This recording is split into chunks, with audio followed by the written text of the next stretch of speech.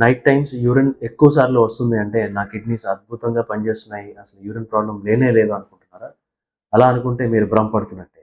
Hi hello, నేను doctor Harshavardhan Varma, consultant urologist and andrologist, Arka hospitals, Vizag.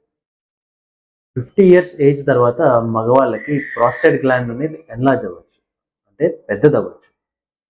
Prostate gland అనేది అందరి మగవాళ్ళకి యూరిన్ బ్లాడర్ కింద ఒక చిన్న గ్లాండ్ ఉంటుంది.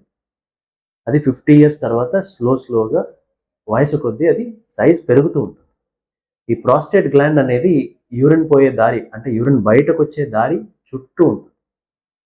అది పెరిగినప్పుడు, వయసు కొద్దీ పెరిగినప్పుడు ఇలా మీరు చూస్తున్నట్టుగా ఈ మధ్యలో పోయే యూరిన్ దారి సన్నబడుతుంది.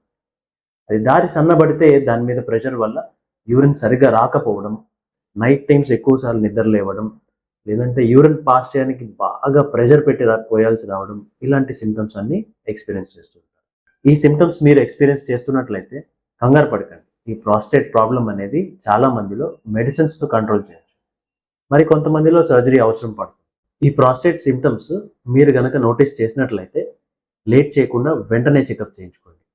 కొంతమందిలో ఈ సిమ్టమ్స్ ప్రాస్టేట్ క్యాన్సర్ వల్ల కూడా వచ్చే అవకాశం ఉంది. దాని గురించి నెక్స్ట్ డేలో తెలుసుకుందాం.